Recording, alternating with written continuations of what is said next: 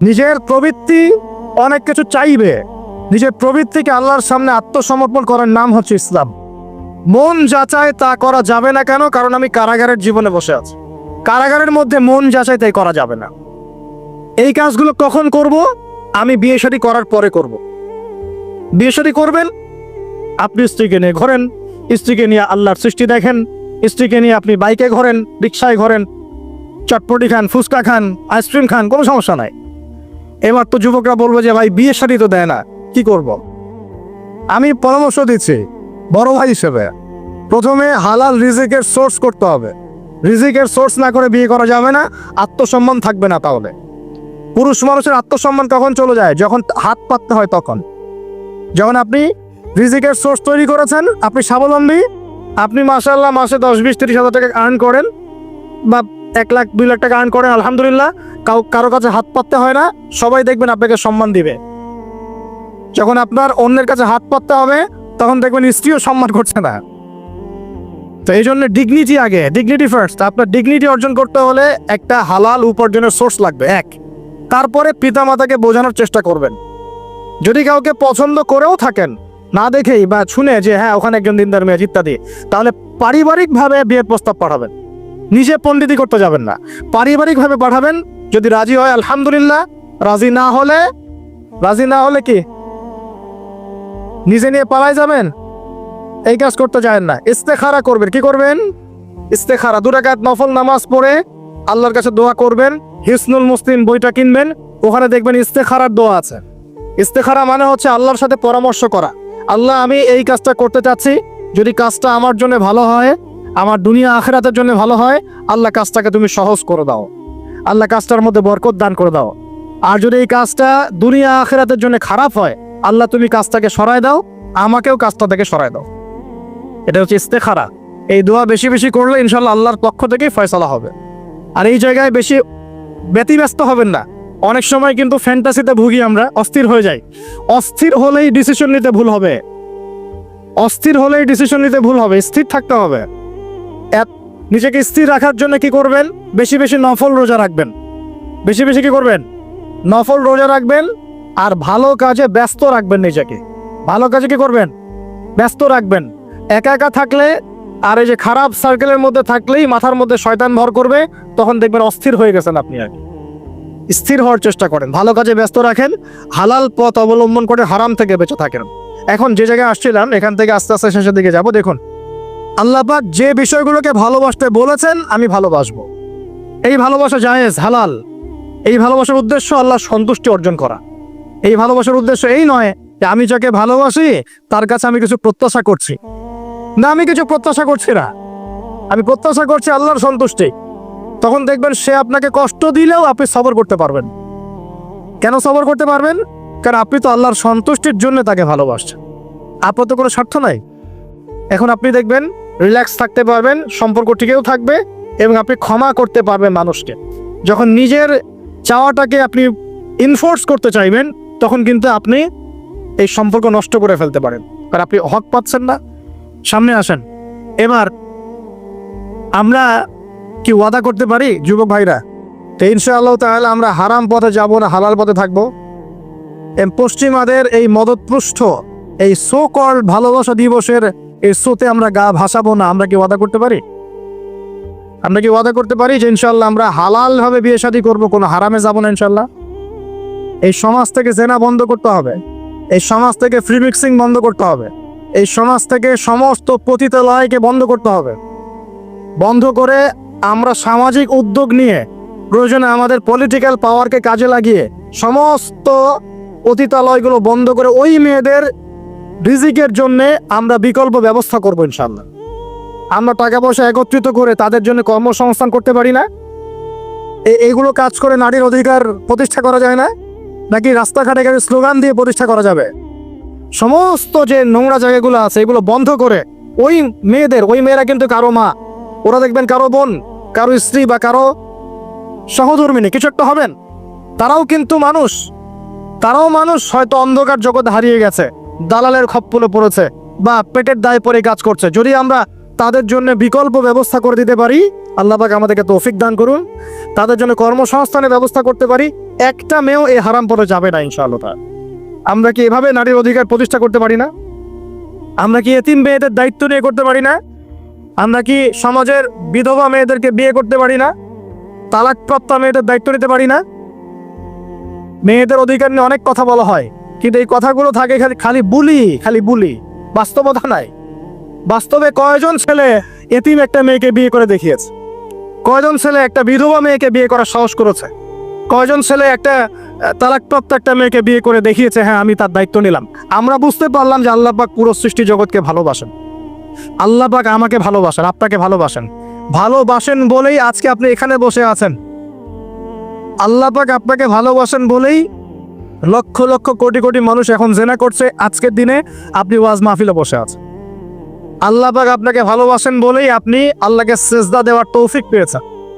আপনি লা ইলাহা ইল্লাল্লাহ কালিমা শিখেছেন, আপনি এই যে কোরআন পড়তে শিখেছেন, কোরআন পড়ছেন, হাদিস পড়ছেন, নবীর দ্বীনের প্রতি মহব্বত আছে, আল্লাহ আপনাকে ভালোবাসেন বলেই হচ্ছে। কখন বুঝবেন আল্লাহ আপনাকে ভালোবাসে? যখন আল্লাহ পাকের অনুমোদিত কাজগুলো আপনার ভালো লাগবে।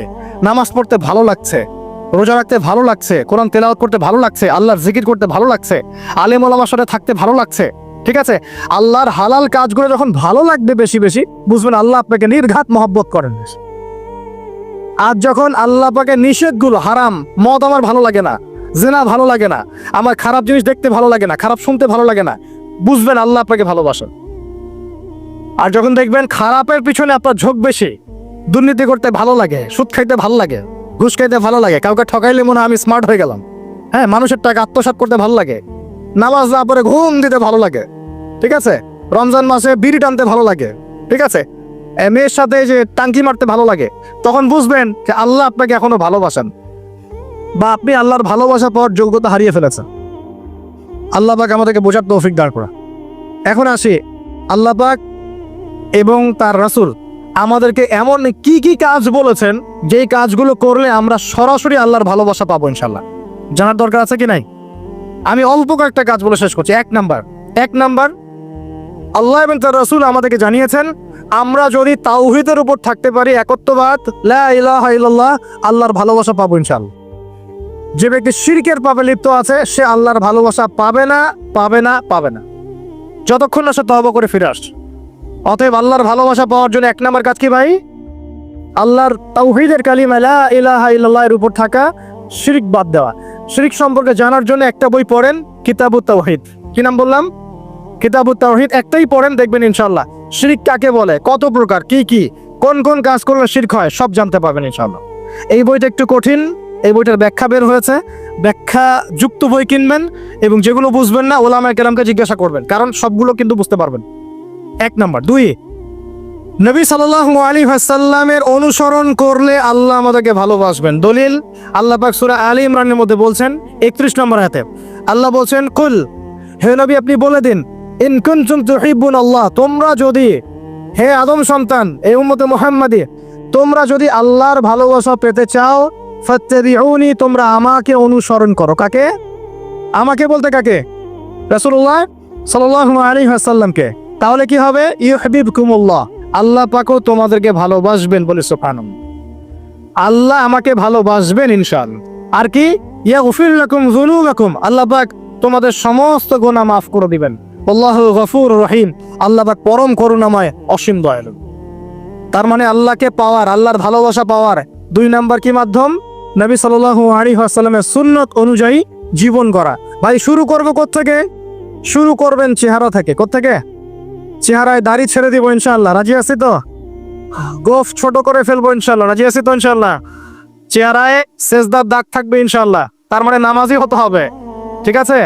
পোশাক পরিচ্ছদ হবে রাসূলুল্লাহ সাল্লাল্লাহু আলাইহি ওয়াসাল্লামের মতো, জিলে ঢালা মুত্তাকিদের পোশাক। চুল হবে কার মতো?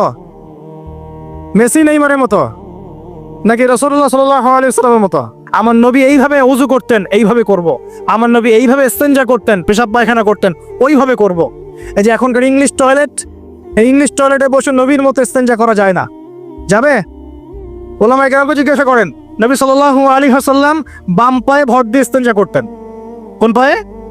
এখন বসেন ইংলিশের উপরে, বাম পায়ে কেমনে বসবেন? সম্ভব? ওই যে আমি বলি, এটা মজা করে বলি, কষ্ট থেকেও বলি, একদম বৈশ্বিক পলিটিক্যাল সিস্টেম থেকে শুরু করে বাথরুমের টয়লেট পর্যন্ত সবকিছুই চলছে পশ্চিমা আদর্শ। এখন সবকিছু, এভরিথিং এভরিথিং, একদম বাথরুমের কমোড পর্যন্ত। এখন তো কমোডও উঠাই দিয়েছে, এখন সামনে একটা বালতি রেখে দেয় গামলার মতো, এখানেই পেশাব করতে হবে। দেখেন নাই মনে হয় আপনারা, দেখবেন অচিরেই এগুলো আসতেছে সামনে, দাঁড়ায় দাঁড়ায় বসার কোনো সুযোগ নাই। আর সবগুলো মাপ সমান। আর কারো হাইট যদি 6 ফুট, কারো 5 ফুট হয়, তখন কি হবে? অ্যাডজাস্ট করতে হবে ধরে ধরে তখন, নাকি? যুবকরা বুঝতে পারছে, তখন কাউকে লম্বা হতে হবে, কাউকে খাটো হতে হবে, মাপ তো সমান। আর সবার মাপ যদি সমান না হয়, এখন কি হবে? হ্যাঁ, আল্লাহ পাক বোঝার তৌফিক দান করুন। এগুলো শয়তানি না বলেন, শয়তানি না বলেন। বসে ইস্তেঞ্জা করতে হয় না, বসে ইস্তেঞ্জা না, এই পেশাবের ছিটা ফোটার কারণে কবরে আযাব হয় না। আপনারা হাদিসে জানেন না, নবীজি একটা কবরে পৌঁছতে যাচ্ছেন, তিনি থেমে গেলেন, থেমে গিয়ে বলছেন এই কবর দুটোতে আযাব হচ্ছে। কি হচ্ছে? কবরের আযাব। তিনি জানলেন কেমন করে? আল্লাহ পাক তাকে জানিয়েছেন, আল্লাহ পাক তাকে খবর দিয়েছেন এই কবর দুটো কি হচ্ছে? আযাব। নবীজি বলছেন এই কবর দুটোতে বড় কোনো পাপের কারণে আযাব হচ্ছে না। সাহাবীরা বলছেন তাহলে কি কারণে হচ্ছে ইয়া রাসূলুল্লাহ? তিনি বলছেন একজন পেশাব পায়খানা করে, পেশাব করে, স্পেশালি পেশাব করে এই ছিটা ফোটা থেকে সে সতর্ক থাকতো না। পেশাব করে, ওই যে বলেন আমাদের ছেলেরা, প্যান্ট খারাপ ভাই, নামাজে যেতে পারবো না, নামাজে ডাকলে বলে ভাই প্যান্ট নষ্ট। তোমরা ভালো করে হাদিসে শোনো, এই ব্যক্তি বড় কোনো পাপ করে নাই, সে পেশাব করার পরে পবিত্র হতো না, মানে এর ছিটা ফোটা থেকে সাবধান থাকতো না, এই কারণে কবরে আযাব দেওয়া হচ্ছে, বলে নাউজুবিল্লাহ।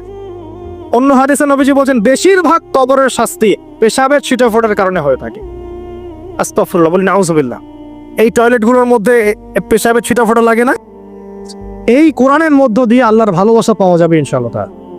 সর্বশ্রেষ্ঠ নফল আমলের মধ্যে একটা হচ্ছে কি? আল কোরআন তেলাওয়াত করা। আল্লাহ পাক আমাদেরকে তেলাওয়াত করা তৌফিক দান করেন। 3টা বললাম। 4 নাম্বার, বেশি থেকে বেশি আল্লাহর জিকির করা। কি করা ভাই? চলতে ফিরতে উঠতে বসতে অলওয়েজ সুবহানাল্লাহ, আলহামদুলিল্লাহ, লা ইলাহা ইল্লাল্লাহ, আল্লাহু আকবার, লা হাওলা ওয়ালা কুওয়াতা ইল্লা বিল্লাহ, এগুলো চলতে থাকবে। ঠিক আছে ইনশাআল্লাহ? চলতে ফিরতে পড়বেন আল্লাহুম্মা সাল্লি আলা মুহাম্মদ, আল্লাহুম্মা বারিক আলা মুহাম্মদ। ঠিক আছে? হাসবি আল্লাহ ওয়া নি'মাল ওয়াকিল, রাদিতু বিল্লাহি রাব্বান ওয়া বিল ইসলামি দীনান ওয়া বি মুহাম্মাদিন নাবিয়্যা।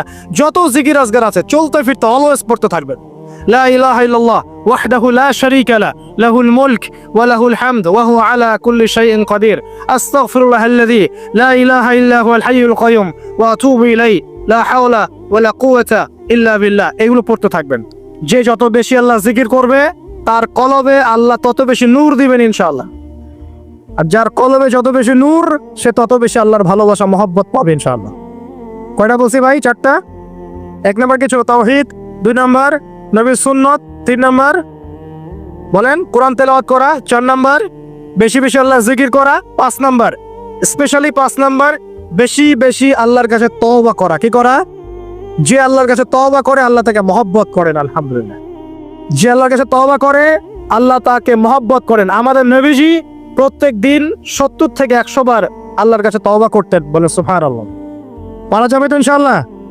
6 নাম্বারটা হচ্ছে বেশি বেশি নামাজ আদায় করা। কি করা?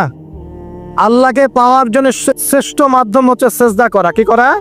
আর সেজদা করা হয় সবচেয়ে শ্রেষ্ঠভাবে নামাজের মধ্য দিয়ে। কিসের মধ্য দিয়ে? ওয়াদা করতে পারি তো ইনশাআল্লাহ 5 ওয়াক্ত নামাজ পড়বো রেগুলার। কোন রকম যদি বাধ্যবাধকতা না থাকে, ওজন না থাকে, তাহলে মসজিদে গিয়ে পড়বো ইনশাআল্লাহ। পারবো তো ইনশাআল্লাহ? রমজান মাসে নামাজ শক্ত করে ধরবো ইনশাআল্লাহ। ঈদের পর ছেড়ে দিব ইনশাআল্লাহ। ঈদের পর ছেড়ে দিব কি? ঈদের পরেও ধরে রাখতে হবে ইনশাআল্লাহ তাআলা। আমাদের সমাজে মাশাআল্লাহ রমজান মাসে সবাই পাক্কা মুসল্লি হয়ে যায়, তাই না?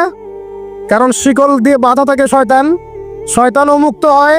ঈদের দিন ঢাকঢোল ধুমধারাক্কা গান বাজা শুরু হয়, তাই না? আল্লাহর ওয়াস্তে রমজানের শিক্ষাগুলো ধরে রাখবো ইনশাআল্লাহ তাআলা। আমরা সবাই 5 ওয়াক্ত নামাজ আদায় করবো ইনশাআল্লাহ রমজান মাসে। আর দৈনিক কমপক্ষে 12 রাকাত নফল নামাজ পড়বেন, সুন্নত বা নফল 12 রাকাত কমপক্ষে। কিরকম 12 রাকাত? ফজরের নামাজের আগে 2, জোহরের আগে 4, পরে 2। ঠিক আছে, 6 আর 2 8 হলো। মাগরিবের পরে 2, এশার পরে 2। এই 12 রাকাত নামাজ যে দিনের বেলা পড়ে, মানে একদিনে 24 ঘন্টায় পড়ে, আল্লাহ পাক তার জন্য জান্নাতে একটা করে ঘর নির্মাণ করেন। এই হাদিস জানতেন? দৈনিক 12 রাকাত সুন্নত বা নফল পড়লে আল্লাহর কাছে একটা করে জান্নাতে ঘর পাওয়া যাবে ইনশাআল্লাহ। আর জান্নাত উর্বর জায়গা, আপনি যদি চান আপনার জায়গায় বেশি বেশি গাছ লাগাতে, খালি পড়বেন সুবহানাল্লাহিল আযীম ওয়া বিহামদিহি, সুবহানাল্লাহিল আযীম ওয়া বিহামদিহি, একটা একটা করে খেজুর গাছ জন্মাবে ইনশাআল্লাহ তাআলা। বলবেন সুবহানাল্লাহি ওয়া বিহামদিহি সুবহানাল্লাহিল আযীম, আর বলবেন সুবহানাল্লাহিল আযীমি ওয়া বিহামদিহি, জান্নাতে গাছ রোপণ হবে ইনশাআল্লাহ তাআলা। এটা গেল 6 নাম্বার, নামাজ বেশি বেশি পড়া। 7 নাম্বার, জি বলছে 7 নাম্বারটা হচ্ছে, আমি আর 4টা বলে শেষ করছি। 7 নাম্বারটা হচ্ছে যে সৃষ্টির সেবা করা। কি করা ভাই? একটা হাদিস আছে যে ইরহামু মান ফিল আরদ ইয়ারহামুকুম মান ফিস সামা, তোমরা জমিনবাসীর প্রতি রহম করো, আসমানবাসী তোমাদের উপর রহম করবে ইনশাআল্লাহ। আল্লাহর ভালোবাসা পাওয়ার অন্যতম মাধ্যম হচ্ছে জমিনবাসীর প্রতি রহম করেন। মুসলিম অমুসলিম সবাই মানুষ কিনা? যারা আমাদের সাথে যুদ্ধে লিপ্ত নাই তারা তো আমাদের ভাই নাকি? যারা যুদ্ধে লিপ্ত আছে এরা শত্রু হতে পারে, যারা যুদ্ধে লিপ্ত নাই তারা তো আমাদের ভাই নাকি? তাদের বিপদ আমাদের পাশে দাঁড়াবো না? একটা প্রাণীর অধিকার যদি আপনি রক্ষা করেন, একটা বিড়ালকে পানি না দেওয়ার অপরাধে এক মহিলা জাহান্নামে গিয়েছে, আর একটা কুকুরকে পানি পান করানোর সওয়াবের এই কাজের বিনিময়ে এক মহিলা জান্নাতে গিয়েছে, সুবহানাল্লাহ। তো পশু পাখির অধিকার যেখানে ইসলাম কথা বলেছে, এখানে পুরো মাখলুকের প্রতি আমাদের রহম দিল থাকতে হবে, আমাদের সবাইকে দয়া ভালোবাসা দেখাতে হবে ইনশাআল্লাহ। আল্লাহ পাক আমাদেরকে ভালোবাসবেন ইনশাআল্লাহ। 8 নাম্বারটা কি? এটা বেশি ইম্পর্টেন্ট। শোনেন, 8 নাম্বারটা হচ্ছে আল্লাহর জন্য কাউকে ভালোবাসা, আল্লাহর জন্য ঘৃণা করা। একটা এই যে হাদিসগুলো পড়তে পড়তে আমি আসলাম গাড়িতে, আল্লাহ পাক বলেছেন, শোনেন, আল্লাহ পাক বলেছেন কিয়ামতের মাঠে আল্লাহ পাক বলবেন, নিজেই বলবেন যে আইনা মুতাহাব্বুনা লিজালালি, আমার ইজ্জতের জন্য যারা পরস্পরকে ভালোবাসতো এরা কোথায়? আল্লাহ পাক ঘোষণা করবেন কোথায় তারা? যারা আমার জন্য পরস্পরকে ভালোবাসতো। আল্লাহ বলবেন আলিয়াউমা, আজকে আজিল্লুহুম, আমি ওদেরকে ছায়া দিব, ফি জিল্লি, আমার আরশের ছায়ায়। বলেন সুবহানাল্লাহ। ইয়াউমা লা জিল্লা ইল্লা জিল্লি, যেদিন আমার এই আরশের ছায়া ছাড়া অন্য কোনো ছায়া থাকবে না। মানে কিয়ামতের মাঠে আল্লাহর আরশের ছায়া ছায়া পাবে কারা? যারা পরস্পরকে আল্লাহর জন্য ভালোবাসতো। আলহামদুলিল্লাহ, এই যে আমরা এখানে আছি, আমরা কি একে অপরকে আল্লাহর জন্য ভালোবাসি না? আমি কি আপনাদেরকে চিনি? আপনারা কি আমাকে চিনেন? এই যে আপনারা আলেম ওলামাদেরকে ভালোবাসেন, ইসলামকে ভালোবাসেন, কিসের জন্য বাসেন? আল্লাহর জন্য। এই আল্লাহর জন্য যারা পরস্পরকে মহব্বত করে, আল্লাহ পাক তাদেরকে আরশের ছায়া ছায়া দিবেন ইনশাআল্লাহ। আরো একটা নেকি আছে, বলবো? শোনেন, আরেকটা হাদিসে আসছে কিয়ামতের মাঠে স্পেশাল কিছু মিম্বর থাকবে। মিম্বর চিনেন? যেখানে দাঁড়ায় ইমাম সাহেব খতিব খুতবা দেয়, এরকম মিম্বর থাকবে। এই মিম্বর গুলো হবে নূরের মিম্বর। কিসের? নূর মানে কি? আলো, আলো, আলো, নূরের মিম্বর থাকবে। ওই কিয়ামতের মাঠে কি আলো থাকবে? এমনিতে মাঠটা তো অন্ধকার, ওই অন্ধকার মাঠে নূরের মিম্বর আল্লাহ পাক দিবেন কাদেরকে? যারা পরস্পরকে এই আল্লাহর জন্য মহব্বত করত। আর নবীগণ শহীদগণ তাদের দিকে তাকায় থাকবে, তাকায় নবীগণ শহীদগণ পর্যন্ত এই মানুষগুলোকে দেখে ঈর্ষা করবে, কাশ আমরাও যদি এমন হতে পারতাম। চিন্তা করেন, আল্লাহর জন্য পরস্পর মহব্বতকারীদেরকে আল্লাহ পাক এমন সম্মান দিবেন যেটা দেখে নবীগণ পর্যন্ত ঈর্ষা করতে থাকে। তাহলে আমরা কি আল্লাহর জন্য পরস্পরকে মহব্বত করতে পারি কিনা? এটা হলো 8। 9 নাম্বার, আল্লাহর জন্যই ঘৃণা করতে হবে। আল্লাহর জন্য ঘৃণা কেমন? যেমন কেউ ইসলামকে পছন্দ করে না, কটূক্তি করে, ইসলামের এইটা ভালো না ওইটা ভালো না, ইসলামের সাথে দুশ্মনী করে ভিতর থেকে বাইরে থেকে, আপনি ওদেরকে ভালোবাসতে পারবেন না। যদি আল্লাহর দুশ্মনদের সাথে আপনার ভালোবাসা থাকে, তাহলে আপনি আল্লাহর দুশ্মনের কাতারে অন্তর্ভুক্ত হয়ে যাবেন। এখন বলেন দেখি, সারা বিশ্বে ইসলামের দুশ্মন কারা? বলেন। গায়রিল মাগদুবি আলাইহিম ওয়ালাদ-দাল্লিন, মাগদুব কারা, দাল্লিন কারা? এটা তো অনেকেই জানে না। সাহাবীরা বলছেন, ইয়া রাসূলুল্লাহ, এখানে যে আমরা বলছি গায়রিল মাগদুবি আলাইহিম ওয়ালাদ-দাল্লিন, আল্লাহ আমাদেরকে মাগদুবদের থেকে বাঁচাও, দাল্লিনদের থেকে বাঁচাও।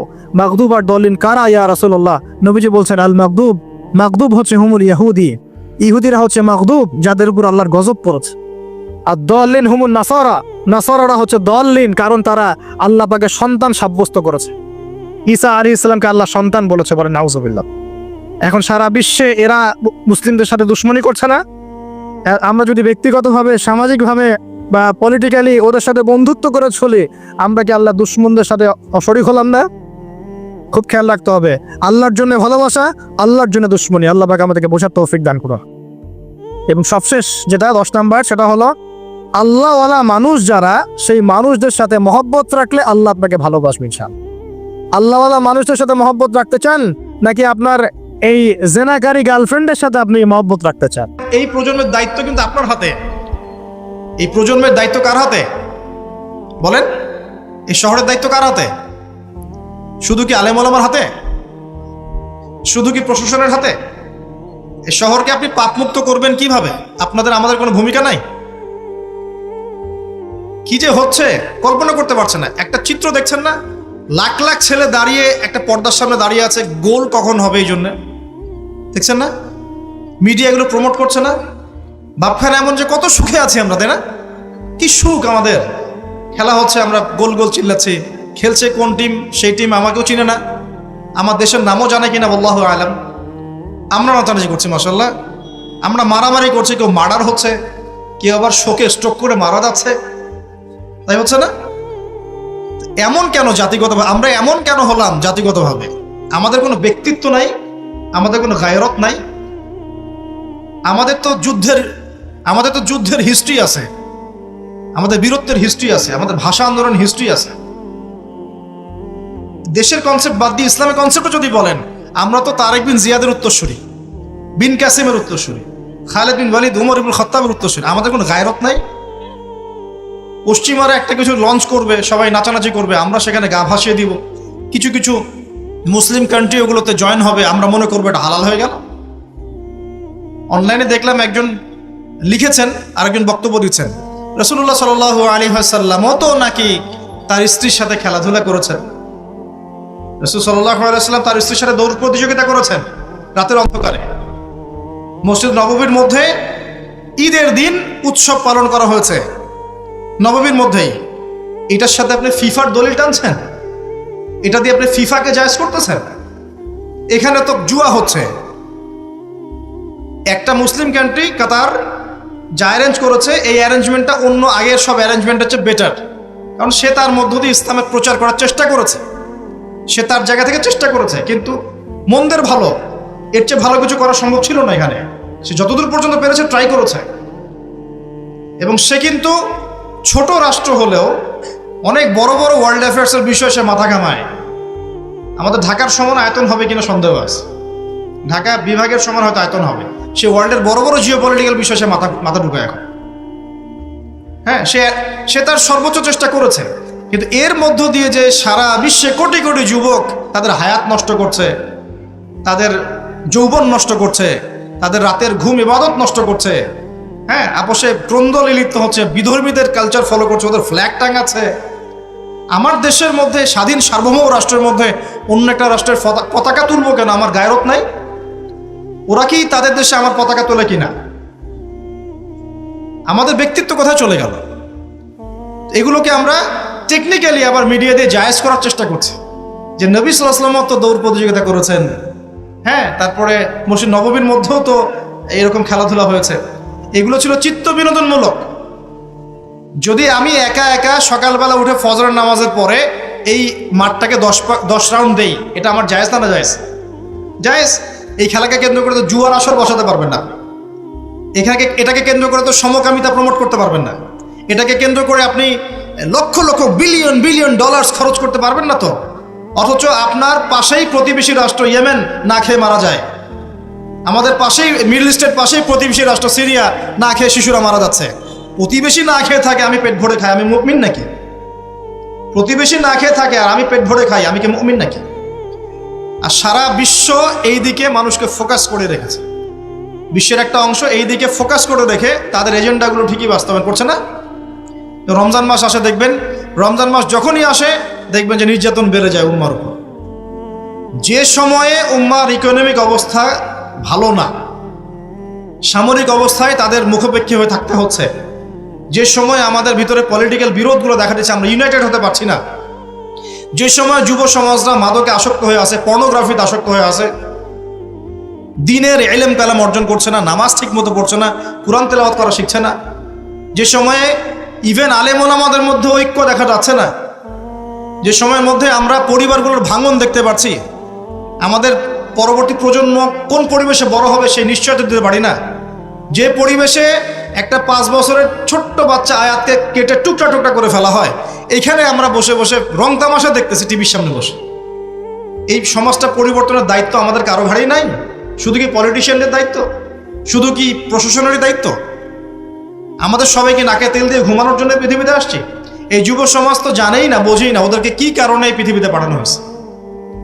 সে যে মুসলিম, তার যে দায়িত্ব কর্তব্য আছে, আল্লাহ পাক যে তাকে সৃষ্টি করেছেন তার ইবাদত করার জন্য এবং আল্লাহর জমিনে দিনটার প্রচার প্রসার ঘটানোর জন্য, তার কোনো ফিকির আছে?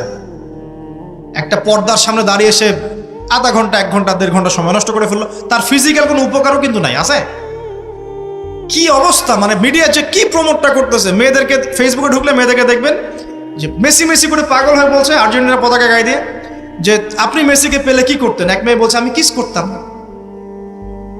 তোর জামাই হয়তো, হ্যাঁ ওর জামাই না? তাহলে মানে কি কি শেখাচ্ছি আমরা মানুষকে? একটু ভালো করে লক্ষ্য করে দেখেন। আমার মেয়ে, মনে করেন আপনার মেয়ে আছে না, আপনার মেয়েকে আপনি 5 বছর 7 বছর হয়তো বাসায় টাইটলি আপনি মানুষ করতে পারবেন। অসংখ্য ছোট ছোট মেয়ে বাচ্চা এখন বাইরে বের হয়ে ধর্ষণের শিকার হচ্ছে না? কোন সমাজে আপনি আপনার সন্তানকে রেখে যাচ্ছেন চিন্তা করবেন না একটুও? আমরা একা একা যদি ভালো মানুষও হতে চাই, পারবো না তো। আমি আমার মেয়েকে কতদিন পর্যন্ত বাসায় বন্দি করে রাখবো? সে যখন বাইরে যাবে কি দেখবে? বাইরে দেখবে প্রতারণা, বাইরে দেখবে মিথ্যা, বাইরে দেখবে ধর্ষণ, বাইরে দেখবে ইফটিজিং, বাইরে বেপরদামি, বাইরে অশ্লীলতা। আপনার ছেলে বড় হয়ে এগুলো শিখবে। ছোট্ট একটা বাচ্চা আমাদের বাসায় আছে, গালে হাত দিলে হাসে। আমি তাকায় থাকি আর ভাবি যে 5 বছর হাস আগে, 5 বছর পরে যখন তুই দুনিয়াটা বুঝতে শিখবি অটোমেটিক হাসি বন্ধ হয়ে যাবে। কোন জায়গায় আপনি বাচ্চাকে রেখে যাচ্ছেন চিন্তা করে দেখে একবার। একটা ছোট্ট বাচ্চার ইজ্জতের কোনো গ্যারান্টি পাচ্ছি না আমরা। মানুষ কোন জায়গায় চলে গেছে দেখেন।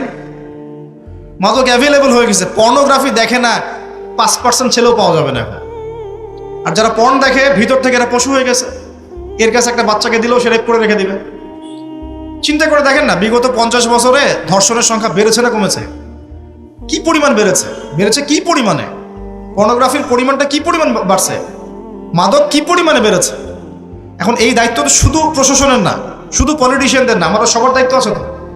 আমরা যদি যার যার জায়গা থেকে দায়িত্ব পালন করতে আজকে পিছুপা হয়ে যাই, বিশ্বাস করেন আগামী 10-20 বছর পরে আমাদের সন্তান একটা ভয়ঙ্কর বিশ্ব দেখবে। আসে ওরে এমন একটা বিশ্ব দেখবে যার দুঃস্বপ্নের মতো কল্পনাই করে নাই। আল্লাহ আমাদেরকে বোঝার তৌফিক দান করুন। না, আমি আজ পর্যন্ত কোনো লেকচারে বলি নাই। সূরা কাহফে আরো একটা বিষয় আছে যেটা আপনাকে চেনাবে যে দাজ্জালের সভ্যতাগুলো কেমন হবে। একটু মনোযোগ দেন প্লিজ, 10 মিনিট দেখুন। এই সূরার মধ্যে 4টা ঘটনা আছে। কয়টা? একটা হচ্ছে আসহাবুল কাহফের, একটা যুলকারনাইন আলাইহিস সালাম, একটা মূসা এবং খিদর আলাইহিস সালামের, আর একটা হচ্ছে এই ঘটনা, 2 বন্ধুর ঘটনা, যা আমি কোনো লেকচারে এখনো বলি নাই। এই ঘটনাটা সূরা কাহফের 32 নম্বর আয়াত থেকে শুরু করে মোটামুটি ভাবে আপনার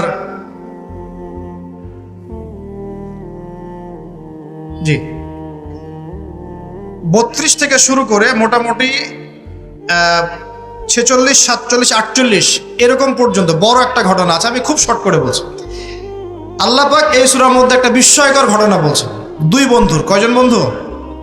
এক বন্ধু প্রচন্ড ধনী, এমন ধনী যে আল্লাহ পাক তাকে বড় বড় বাগান দিয়েছেন, খেজুরের, আঙ্গুরের, হ্যাঁ বিশাল বিশাল বাগান, এবং তার মধ্য দিয়ে নদী চলছে। নদী, একটা নদী চলে যাচ্ছে ভিতর দিয়ে, 2 পাশে বাগান। তাহলে কত বড় প্রপার্টি চিন্তা করেন, একটু চিন্তা করেন। আমরা তো বিঘা আর এই যে শতকের হিসাব করি না।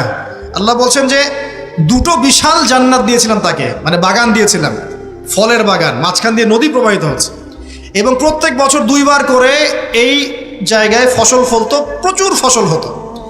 তো এত ধন সম্পদ পাওয়ার পরে এই বন্ধু, মানে এই ব্যক্তি তার এক গরিব বন্ধুকে নিয়ে এই বাগানে ঢুকেছে। ঢুকে হাঁটাহাঁটি করছে, গল্পগুজব করছে। গল্পগুজব করার এক পর্যায়ে গিয়ে এই ধনী বন্ধু বলে ফেলছে। কি বলছে? সে বলছে যে আনা আকসারু মিনকা মালা ওয়া আ'আসু নাফারা। হে আমার দোস্ত শোনো, আমি তোমার চাইতে মালে এবং সম্পদে অনেক সেরা। কে বলছে এটা? এই ধনী বন্ধু। আমরা কিন্তু এরকম কথা বলি না? এই ধনী বন্ধু হচ্ছে বস্তুবাদী মানুষ, মানে বাড়ি গাড়ি টাকা কড়ি স্ট্যাটাস এটাই তার কাছে সব কিছু। বুঝতে পারছেন কথা? সে তার বন্ধুকে বলছে তুমি তো গরিব, আমি তোমার চেয়ে অনেক সেরা টাকায় পয়সায় ধন দৌলতে। এমন মানসিকতা আমাদের মধ্যে আছে না অনেকের? আচ্ছা, এবার সে আরও বলছে যে ওয়াদাখালা জান্নাতাহু ওয়া হুয়া যালিমুল লিনাফসি, সে তার জান্নাতে প্রবেশ করলো, তার নফসের উপর সে জুলুমও করে বসলো। কিভাবে জুলুম করলো? এভাবে সে বলছে ক্বালা মা আযুন্নু আন তাবিদা হাদিহি আবাদা। কে বলছে এটা?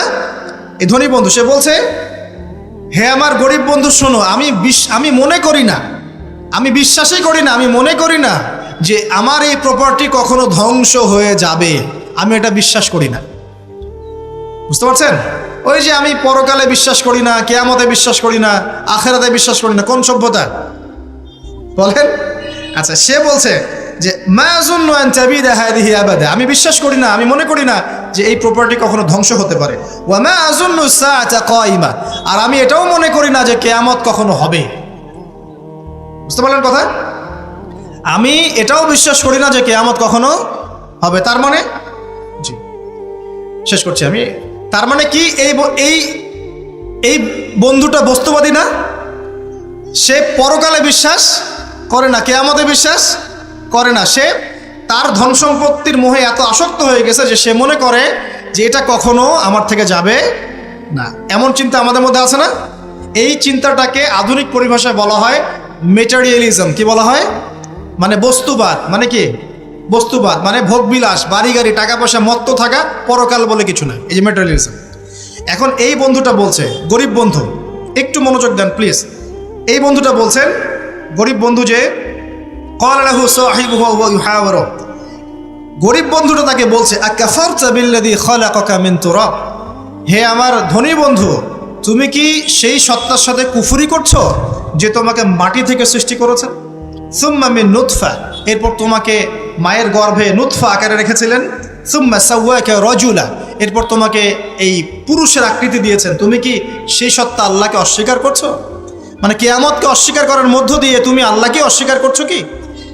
ওয়ালাউলা ইয দাখালতা জান্নাতুক, তুমি যখন তোমার জান্নাতে ঢুকলা তুমি এটা কেন বললা না যে লা কুওয়াতা ইল্লা বিল্লাহ, মাশাআল্লাহ, লা কুওয়াতা ইল্লা বিল্লাহ, মাশাআল্লাহ, আল্লাহ পাক কি চমৎকার জান্নাত আমাকে দিয়েছেন, লা কুওয়াতা ইল্লা বিল্লাহ, আল্লাহ ছাড়া কোনো শক্তি সামর্থ্য নাই। এমনটা কেন বললে না? এমনটা না বলে কেন এইটা বললা যে ওয়া মা আযুন্নু সাআতা কায়িমা, আমি বিশ্বাস করি না যে কখনো কিয়ামত হবে, আমি বিশ্বাস করি না যে এটা কখনো ধ্বংস হবে, এমনটা কেন বললা? তুমি কেন কুফরি করলা? এরপর যেটা হয়েছে, আল্লাহ রাব্বুল আলামিন এই যে বন্ধু, গরিব বন্ধু, তাকে দুনিয়া এবং আখিরাতে বিশাল নেয়ামত দিয়ে দিয়েছেন। আর এই ধনী বন্ধুর জান্নাতটাকে আল্লাহ পাক এক রাতের মধ্যে ধ্বংস করে রেখে দিয়েছে। এক রাতের মধ্যে পুরো জান্নাতকে ধ্বংস। পরের দিন সকালে সে এসে দেখে যে এটা কোন জায়গায় আসলাম, তা আমার বাগান বাগিচা বলে মনে হচ্ছে না। সে হাত কসলাচ্ছিল এবং বলছিল, কোরআনে ভাবে বলছে, হাত কসলাচ্ছিল আর বলছিল যে হায় আমি যদি আমার রবের সাথে শিরিকটা না করতাম, হায় আমি যদি আমার রবের সাথে কুফরি না করতাম, তাহলে আজকে আমার এই অবস্থা হয়তো হতো না। এই ঘটনাটা ঠিক পরে আল্লাহ পাক বলছেন ওয়াদরিব লাহুম মাসালুল হায়াতিদ দুনিয়া, হে নবী মুহাম্মদ সাল্লাল্লাহু আলাইহি ওয়াসাল্লাম, তুমি এবার তোমার উম্মতের কাছে দুনিয়ার দৃষ্টান্তটা পেশ করো। দুনিয়ার দৃষ্টান্তটাও ঠিক এরকমই, এই ফসলের ক্ষেতের মতোই। প্রথমে বৃষ্টিপাত হয়, ফসল সবুজ হয়, মানুষ খুব পুলকিত হয়ে যায়, কি চমৎকার ফসল ফলেছে। এরপর সেই গাছগুলো হলুদ হয়ে যায়, তারপর সেগুলো খড়কুটা হয়, চুলায় চলে যায়। এই হয় না? এই গল্পটার সাথে, ঘটনার সাথে দুনিয়ার জীবনে মিল আছে না? এটা কোন সূরায় আছে? কাহফে। আর এই সূরা আপনাকে দাজ্জাল থেকে বাঁচাবে না? এখানে আপনার হেদায়েত শোনেন। দাজ্জাল এবং তার অনুসারীরা এবং ওই সমসাময়িক ফিতনাময় যুগে বেশিরভাগ মানুষ বস্তুবাদী হয়ে যাবে, হয়ে যায় নাই? এবং বেশিরভাগ মানুষ এই দুনিয়ার ধন সম্পদ চাকচিক্যের মোহে পড়ে যাবে, পড়ে নাই? পড়েছে কি না? পড়েছে। এবং শুধু তাই নয়, তারা পরকালীন কনসেপ্টগুলোকে অস্বীকার করা শুরু করবে। ওই যে বললাম, আল্লাহ, ফেরেশতা, মালায়েকা, আখিরাত এগুলো কিছু বিশ্বাস করবে না, মানুষকে ধর্মহীনতার দিকে নিয়ে যাবে। এটা নিয়ে যাচ্ছে না? এই তিনটা জিনিস খুব চলছে সমাজে এখন। একটা হচ্ছে এলিমিনেশন, মানে আল্লাহর কনসেপ্টটাকে বাদ দিয়ে দেওয়া। একটা হচ্ছে মেটারিয়ালিজম, মানে বস্তুবাদিতা। একটা হচ্ছে চ্যালেঞ্জ এগেনস্ট রিলিজন, ধর্মর এগেনস্টে চ্যালেঞ্জ করা। এগুলো চলছে না এখন? দেখুন, দাজ্জালের সভ্যতায় এগুলো হবে। এর সাথে আপনার বর্তমান সময়ের মিল কোথায়? মিল হচ্ছে দেখুন, এই বিউটি কন্টেস্ট বলেন, আপনার ওয়ার্ল্ড কাপ বলেন, আপনার এই ইভেন্টসগুলো বলেন, ফ্যাশন শোজগুলোর কথাই বলেন, অপসংস্কৃতির কথাই বলেন, পর্নোগ্রাফির কথাই বলেন, এই মাদকের ভয়াল খাবার কথা বলেন, যে কোনো দিকে তাকান, এগুলোর প্রত্যেকটার উদ্দেশ্য দুনিয়া নয় কি? শুধু দুনিয়া না, পরকালীন কোনো স্বার্থ আছে? এগুলো করে পরকালে একটা নেকি হবে, কেউ দলিল দিতে পারবে কোরআন শোনা থেকে? তার মানে এই সমাজটা, এই সভ্যতা কি করেছে? দাজ্জালি ও আদলে পুরো সভ্যতাকে গড়েছে এবং বস্তুবাদিতার দিকে মানুষকে প্রবৃদ্ধ করেছে। শুধু তাই নয়, যেগুলোর পরকালীন কোনো স্বার্থ নাই এই কাজগুলোকে প্রমোট করেছে এবং যুব সমাজ মুসলিমদেরকে স্পেশালি এগুলোতে মত্ত করে রেখেছে, রাখে নাই? আল্লাহ পাক এখন বলছেন, জেনে রাখো, তোমরা জেনে রাখো, ইন্নামাল হায়াতুদ দুনিয়া লাইবুন ওয়া লাহুন, এই দুনিয়ার জীবনটাই খেলতামাশা, প্রতারণা, ওয়া যিনাতুন ওয়া তাফাখুরুন বাইনাকুম ওয়া তাকাসুর, একে অপরের প্রাচুর্য, ধন সম্পদের প্রতিযোগিতা ছাড়া কিছু না। ওয়া মাল হায়াতুদ দুনিয়া ইল্লা মাতাউল গুরুর, এই দুনিয়ার জীবনটা প্রতারণা ছাড়া কিচ্ছু নয়। আলহাকুমুত তাকাসুর হাত্তা যুরতুমুল মাকাবির, তোমরা প্রাচুর্যের মোহে মোহাচ্ছন্ন হয়ে আছো যতক্ষণ পর্যন্ত না তোমরা কবরে শায়িত হচ্ছ। কাল্লা সাউফা তা'লামুন, অবশ্যই তোমরা জানতে পারবে, কোশ্চিন কালেও নয়, অবশ্যই তোমরা জানতে পারবে। কাল্লা লাতুসআলুন্না ইয়াওমাইযিন আনিন নাঈম, তোমাদেরকে কিয়ামতের দিনে নিয়ামতগুলো সম্পর্কে জিজ্ঞাসিত হতে হবে। সূরা কাহাফেই এই হেদায়েতটা আছে। এই দুই বন্ধুর ঘটনা আপনাকে দেখাবে কিভাবে বস্তুবাদী সভ্যতা এবং আল্লাহ ভীরু সভ্যতার কনফ্লিক্ট হয়। সর্বশেষে আল্লাহর অনুগত সভ্যতার জয় হয়েছে, বস্তুবাদী সভ্যতাকে আল্লাহ পাক ধ্বংস করে দিয়েছেন না? দিয়েছেন। এবং এই ঘটনার পরেই দুনিয়ার জীবনের দৃষ্টান্ত দেওয়া হয়েছে, যে দুনিয়ার জীবনটাকে আল্লাহ পাক বলেছেন খেলতামাশা, প্রতারণা ছাড়া কিছুই নয়। হ্যাঁ, কেউ যদি বলে খেলাধুলার কোনো দলিল কোরআনে আছে কিনা, আমি বলবো হ্যাঁ আছে। আল্লাহ পাক বলেছেন, ওয়ামা হাদিহিল হায়াতুদ দুনিয়া ইল্লা মাতাউল গুরুর ইলামু আন্নামাল হায়াতুদ দুনিয়া লাইবুন ওয়া লাহু। অতএব খেলাধুলার দলিল কোরআনে আছে। আল্লাহ পাক বলছেন দুনিয়ার জীবনটাই তোমাদের খেলাধুলার প্রতারণা, ধোঁকা। কি বুঝলেন? এই দুনিয়ার জীবনটাই হচ্ছে খেলাধুলা, প্রতারণা, মোহ এবং ধোঁকা, এবং তোমাদের পারস্পরিক চাকচিক্যের প্রতিযোগিতা ছাড়া কিচ্ছু নয়। এখন এই সভ্যতার দিকে তাকাবেন চোখ কান খোলা রেখে, যে যত রকম ফাহেসা কাজগুলো মিডিয়া দিয়ে প্রমোট করা হচ্ছে, এগুলোর মূল উদ্দেশ্য হচ্ছে দুনিয়া, এবং মুসলিম যুবকদেরকে এবং উম্মাকে তাদের মূল উদ্দেশ্য থেকে সরিয়ে দেওয়ার চেষ্টা করা। আমাদের মূল উদ্দেশ্য কি? এক, আমাদের মূল উদ্দেশ্য ছিল জ্ঞান অর্জন করা। মূল উদ্দেশ্য ছিল জ্ঞান অর্জন করে আমল করা, আল্লাহ পাকের জমিনে দ্বীনের প্রচার করা। আমাদের পৃথিবীর মূল উদ্দেশ্য ছিল কি? পারিবারিক আদর্শ ঠিক করা, সন্তানদেরকে মানুষ করা, সমাজের কাঠামো ঠিক করা, হালাল খাওয়া, দ্বীনের দাওয়াতি কাজ করা, আল্লাহর জমিনে দ্বীনটাকে প্রচার করা, প্রসার করা, প্রতিষ্ঠার চেষ্টা করা, এগুলো আমাদের মূল উদ্দেশ্য ছিল। এখান থেকে সরিয়ে এনে আমাদের সবার চোখকে এখন বিভিন্ন আমোদ প্রমোদ ফুর্তির দিকে ফোকাস করে রাখা হয়েছে, এবং এর ফলশ্রুতিতে আমরা আমাদের দুনিয়াতে আসার উদ্দেশ্যটা কিন্তু ভুলে গেছি। প্রিয় ভাইয়েরা, সতর্ক থাকবেন, যে বিষয়টা যতটুকু লিমিট আছে এই লিমিট ক্রস করতে যাবেন। যতটুকু করা জায়েজ আছে এতটুকু করবেন, যেগুলোতে জায়েজ নাই সেগুলো জায়েজ না। আল্লাহ রাব্বুল আলামিন আপনাদের সবাইকে ইসলামের বেসিক বিষয়গুলোর উপর টিকে থাকার তৌফিক দান করুন, এবং যাদের কথা বললাম আমি ইনডাইরেক্টলি, তাদের যে এজেন্ডাগুলো আছে এজেন্ডাগুলো বোঝার তৌফিক দান করুন, এবং এর ভিতর দিয়ে তারা উম্মার যে ক্ষতি করছে এই ক্ষতিগুলো বোঝার তৌফিক আল্লাহ পাক আমাদের সবাইকে দান করুন। 1 মিনিট বসবেন একটু, যে আমাদের এখানে যারা অ্যারেঞ্জ করেছেন এই মাহফিল, আমার মাধ্যমে রিকোয়েস্ট করেছেন যে